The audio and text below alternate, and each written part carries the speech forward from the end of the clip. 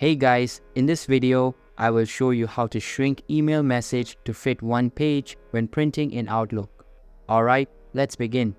What you want to go ahead and do is select the email message that you would like to print, and we're going to go over to the left hand side, and at the top of the page, you will see that there is a file option.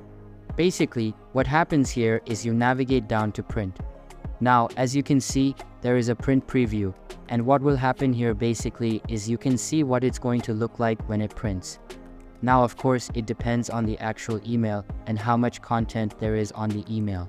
So we're going to go over to the left hand side, and you can see that there is a print options tab.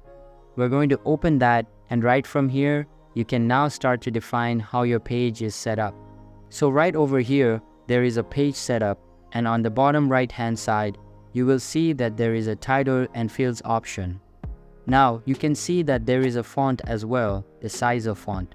We're going to go ahead on the right hand side, tap on font, and here you can change all of that. So we're going to go ahead and we are going to make everything semi-bold, or we can make it light. And then on the size, this is now the font size. You're going to go ahead and you can make it a 910. Just depends on how much content is actually in the email and how much you want to actually reduce it. Once you've chosen the appropriate size as well as the font style, you can go ahead and tap on OK, and we want to do the same thing for field. So we're going to go ahead, tap on font, and the font style we're going to make that light, and over here the size of the font we're going to make it. We're going to tap on OK.